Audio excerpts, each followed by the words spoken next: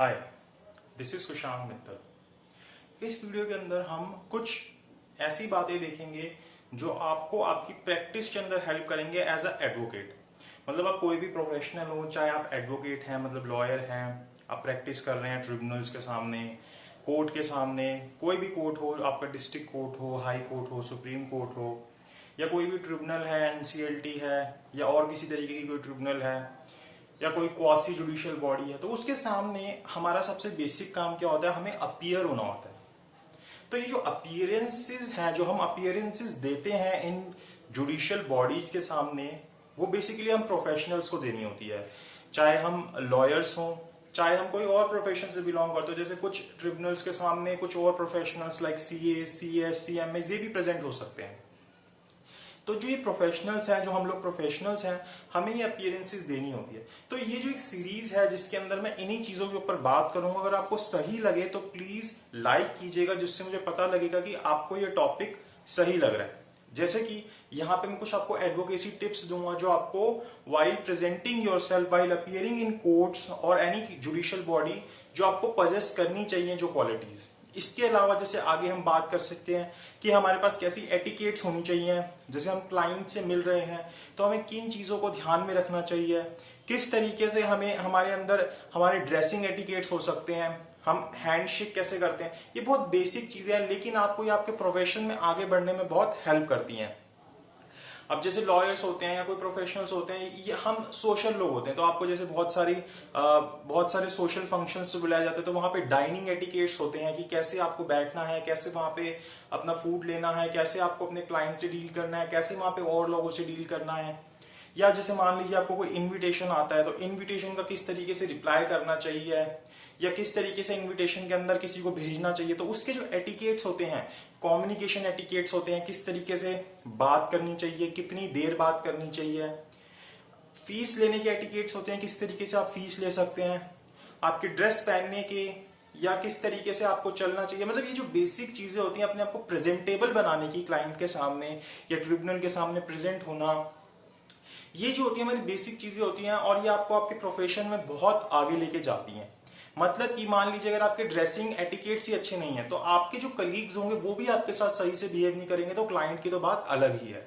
तो इसका आपकी चाहे आपके पास जितनी मर्जी नॉलेज हो, लेकिन एक फर्स्ट व्यू जरूर होता है कि आपको जो देख के बंदा आपके बारे में एक अपने अनुमान लगाता है कि हाँ ये जो है ये एक सही प्रोफेशनल इंसान है, जिसका ड्रेसिंग सेंस अच्छा होता है, जो अच्छे से एटिकेट्स को फॉलो करता है। तो वो सारी चीजें हम यहाँ पे देखेंगे इन सीरीज के अंदर आगे आने वाली। तो अभी इसके अंदर हम बात करते हैं कुछ एडवोकेसी टिप्स के ऊपर कि जब आप अपने आप को अपीयर कर रहे हो किसी कोर्ट के सामने, किसी जज के सामने, किसी ट्रिब्यूनल के सामने, किसी क्वासी जुडिशियल बॉडी के सामने, तो आपको किन चीजों को ध्यान में रखना चाहिए while you are doing your arguments और समथिंग एल्स।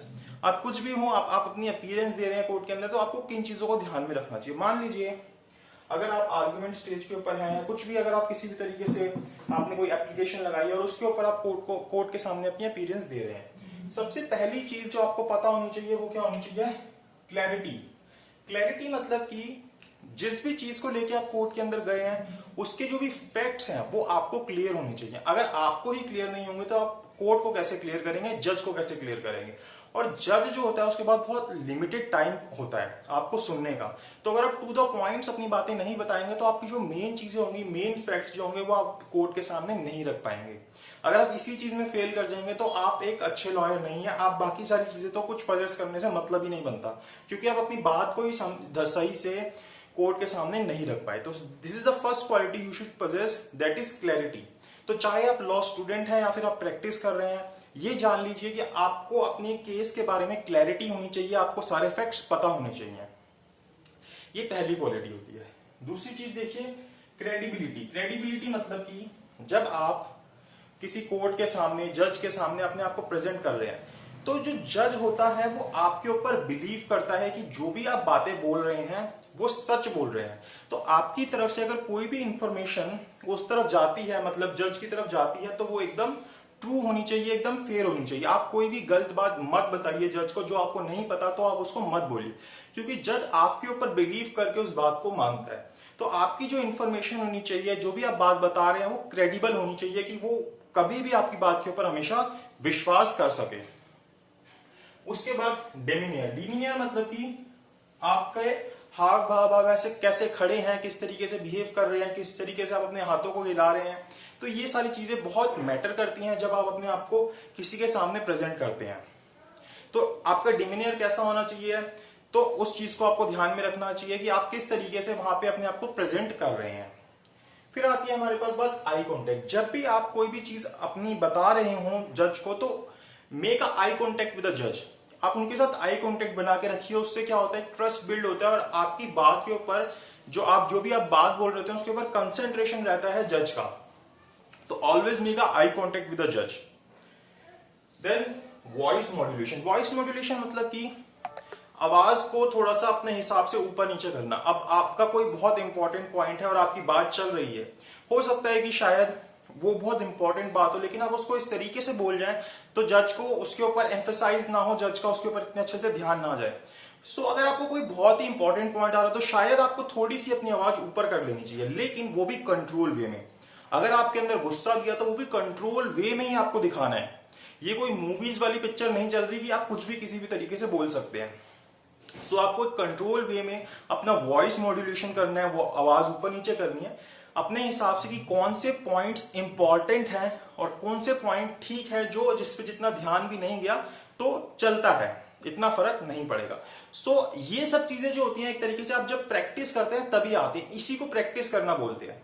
अपने फैक्ट्स को देखना, किस तरीके से आपको अपनी वॉइस मॉड्यूलेशन करनी है, किस तरीके से आपको प्रेजेंट होना है, आपका डिमिनर कैसा होना चाहिए, आप एक तरीके से रिस्पेक्टिव वे के अंदर आप कोर्ट के सामने खड़े हो। ये नहीं कि आप पैर के ऊपर पैर रख के बैठ गए और ऐसे करके जैसे कि आप कहीं घूमने आए हो। तो दीज आर योर डेमिनियर, जो शो करते हैं कि आप किस तरीके से रिस्पेक्ट पे कर रहे हो उधर। Then psychology. आपको अपने जज की साइकोलॉजी को समझना होता है कि उनके माइंड में क्या चल रहा होता है, उसी हिसाब से अपनी बात करनी होती है। तो ये एक इंपॉर्टेंट चीज होती है। तो ये इंपॉर्टेंट होता है कि आप उनकी साइकोलॉजी को समझिए, उनके माइंड में क्या चल रहा है, उस हिसाब से अपनी बात रखिए ताकि आप उनको अपनी बात सही से बता सके और उनके हिसाब से अपनी बातों को रख सके। Then be likeable. लाइकेबल मतलब कि अब दो पार्टीज होंगी, एक आप होंगे, एक आपकी अपोजिट साइड होगी। तो आपको अपनी अपोजिट साइड से ज्यादा लाइकेबल बनना है कि आपकी बात को जो जजेस हैं वो आपको ज्यादा लाइक करें, कि आप जो बात बोल रहे हैं एक तरीके से वो आपकी तरफ इंक्लाइंड है। तो आपकी बात इस तरीके से होनी चाहिए कि आप एक तरीके से कोर्ट के अंदर लाइकेबल हो, आपको वो सुने सही से, मतलब कि आपकी तरफ उनका जो बिहेवियर है वो सही रहे। तो आपको अपना जो बिहेव है वो इसी तरीके से रखना है कि आप लाइकेबल बने in comparison to your opponent. आपका बिहेवियर इस तरीके, अगर आप ये सारी चीजें ध्यान रखोगे तो आप अपने आप लाइकेबल बन जाओगे। Then learn to listen. अगर जज कोई बात बोल रहा है, अपोजिट काउंसिल कोई बात बोल रहा है, so just listen to them. अगर आप उनको सुनोगे तो आपके लिए बहुत अच्छा रहेगा, आप समझ पाओगे कि वो क्या कहना चाहते हैं, उनकी तरफ से कम्युनिकेशन आपकी तरफ बहुत सही होगा। कभी भी दूसरे व्यक्ति को इंटरप्ट नहीं करना चाहिए, बीच में नहीं रोकना चाहिए। एक तो ये आपका बैड बिहेवियर शो करता है और दूसरी बात आप कम्युनिकेट सही से नहीं कर पाते और आपको चीजों की क्लैरिटी ही नहीं रहती। तो क्लैरिटी ही नहीं रहेगी तो आप फर्स्ट जो ट्रेट है, जो फर्स्ट क्वालिटी है वही नहीं पोजेस करेंगे तो बाकी सारे ट्रेड्स होने से कोई मतलब बनेगा ही नहीं। And then last but not the least, entertain your जज।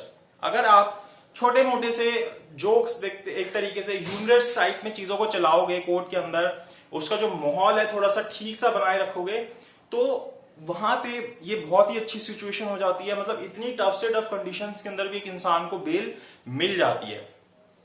मतलब और भी चीजें, और भी कोई चीज जो होती है, अगर आप अपने जज को थोड़ा बहुत एंटरटेन करते रहोगे, एंटरटेन मतलब ये नहीं कि आप वहां पे कोई बहुत ही ज्यादा जोक ही सुनाने लगे, वो कोई स्टैंड अप कॉमेडी नहीं चल रही, लेकिन थोड़ा सा जो माहौल होता है, जो वहां का एनवायरनमेंट होता है, उसको आपको एंटरटेनिंग बना के रखना है ताकि जो जज है वो भी आपको सही से सुनता रहे, वो बोर ना हो आपकी बात से, और आपको पूरी प्रोसीडिंग को इसी तरीके से लेके चलना है। So these are the traits which you should possess while practising.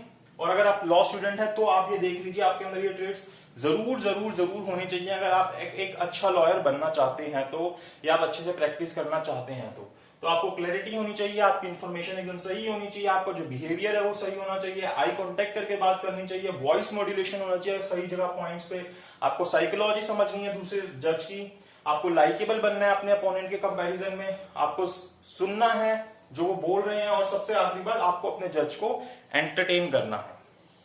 So these are the points, these are the advocacy tips that you should possess in yourself to become a good lawyer, and these are the qualities which one should possess whether you are a lawyer or in another profession. तो ये सारे जो tips हैं, ये सारी जो qualities हैं, ये आपके अंदर होनी चाहिए. सो अगर आपको वीडियो ठीक लगी हो, लाइक शेयर सब्सक्राइब कीजिएगा, लाइक जरूर कीजिएगा. हम आगे कंटिन्यू करेंगे इन चीजों को कि किस तरीके से आप ये क्वालिटीज पोजेस कर सकते हैं, और इसके अलावा आपके अंदर क्या क्वालिटीज होनी चाहिए, क्या क्या चीजें आपको और पता होनी चाहिए एक अच्छी प्रैक्टिस करने के लिए. सो इस वीडियो के लिए इतना ही.